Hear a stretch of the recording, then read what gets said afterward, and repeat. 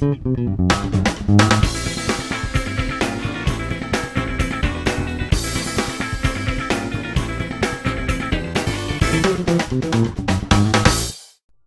me start this by saying that I'm glad to see Tom Hanks back on the big screen. I can't recall the last film he was in, with the exception of the precursor to this film, which is of course the Da Vinci Code, so I'm glad to see him back on the big screen. I'm also glad he got his damn haircut since the past film. So let me give you the premise for this movie. This film takes place shortly after the Da Vinci Code, which has actually been reversed from Dan Brown's books. I don't know how they managed to pull that one off.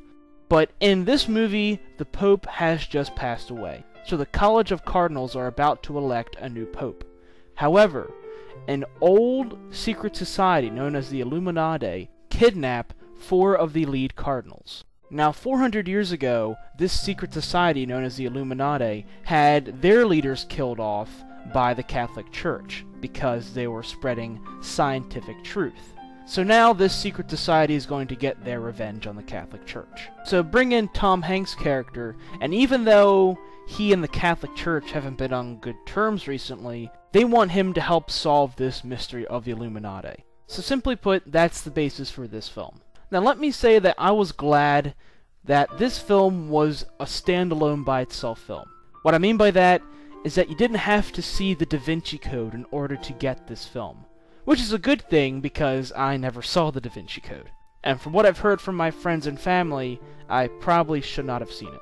But that's a good thing about this movie. You didn't have to see the film before it in order to understand this one. It stands out by itself. Now, is the film good?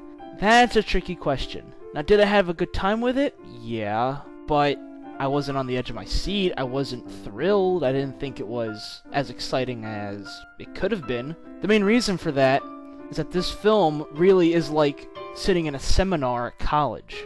It is one big history lesson. Now, I don't mind having a history lesson in my films, and I'll give you a couple examples here. You could have a slight history lesson in a film, like, let's say, The Mummy.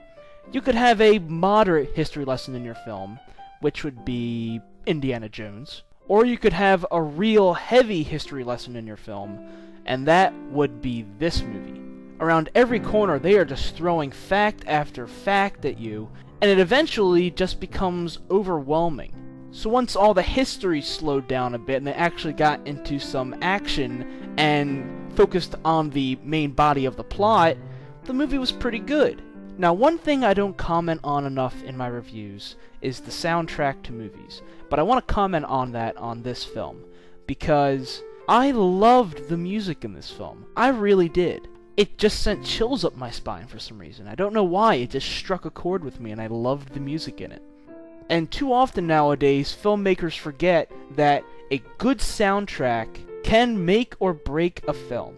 And I'm going to assume that Ron Howard knew that, because he got a very good score to this film, and I respect that. Now, the score doesn't make the whole film, but it certainly improved it a bit. But on the downside, this movie is quite long. I was shocked at how long this movie was. Including previews, it's going to run for 2.5 hours. But the movie does seem to go at a fairly good pace, but towards the end, it does drag a bit, so they could have cut a little bit out of this. This is a decent film. However, if you're not into big, heavy history seminars, this is something you probably won't enjoy. So, final rating. I'm glad that Ron Howard decided to set the Da Vinci Code behind him, because by itself, without me watching the original to this movie was pretty good. Now, it's nothing to rush out and see, because it does drag on for a while, but the cast is good, the music is good, the plot is fairly good, so in the end, it's at least a decent time at the movies. I'm going to give this film 3 stars.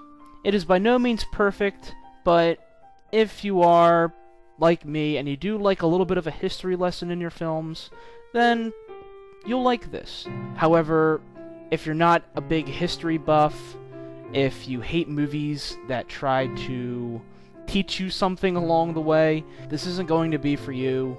If you want to see it, you might just want to end up renting it. The last thing I'll say before I sign off is a little observation I had while watching this film.